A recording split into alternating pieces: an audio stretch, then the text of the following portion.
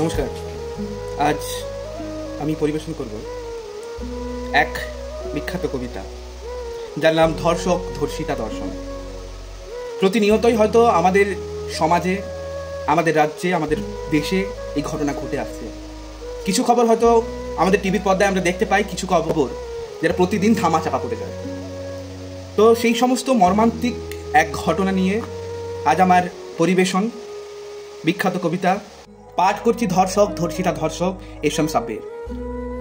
পাশের বাড়ি মেয়েটা গতকাল রাতে বলি হলো।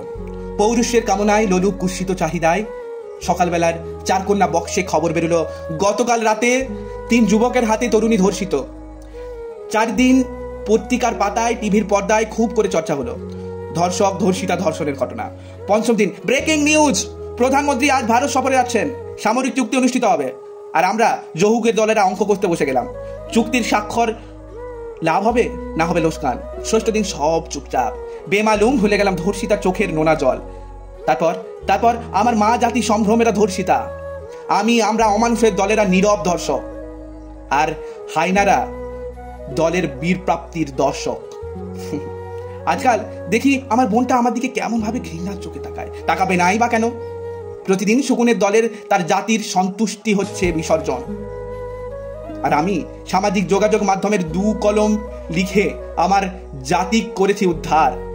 পর্দা করে না বেগনা নারী ধর্ষক হবে না কেন? ধর্ষণ তো হতেই হবে, অবশ্যই হবে। ধর্ষকের গলায় কাঁধ মিলিয়ে করে যাচ্ছে তার বিচার, অথচ আমার বিবেকে নাড়া দেয় না। তবে কেন হচ্ছে 5 বছরের বাচ্চা মেয়েটার বলৎকার? কেন পর্দা করা মেয়েটার হচ্ছে যৌন লাঞ্ছনার শিকার? জানি আবার কাল সকালে খবর বেরোবে, রাতের অন্ধকারে রাজনীতিতে 3 তরুণী গণধর্ষণ। তারপর এইভাবেই চলতে থাকবে, হবে আমার মা, আমার বোন সম্ভ্রম ধর্ষিতা।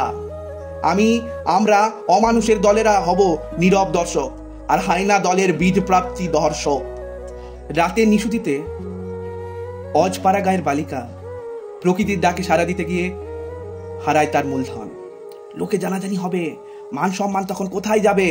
তাই বালিকার বাপ ভাইরা মৌন, চুপচাপ, একদম চুপ, কাউকে বলবি না, জানাজানি হলে তোরই সর্বনাশ। বালিকা চুপ হয়ে যায়, আর আড়ালে ধর্ষকের কি অট্টহাস। কোনো এক শুভক্ষণে বালিকার বিয়ে হয়ে যায়, তবু বয়ে যায় কিছু কথা। বালিকার শরীর বলে কোনো একদিন এই শরীরে অমানুষ করেছিল নির্যাতন।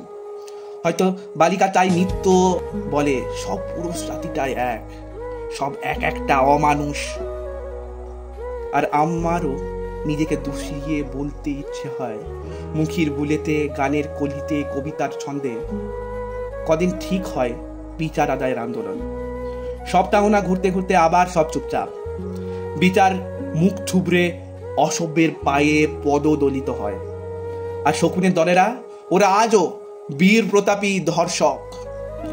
ওদিকে আজও মেয়ে জাতির তকমা, ওরা হচ্ছে ধর্ষিতা, ওদের দিকে তাকাবি না।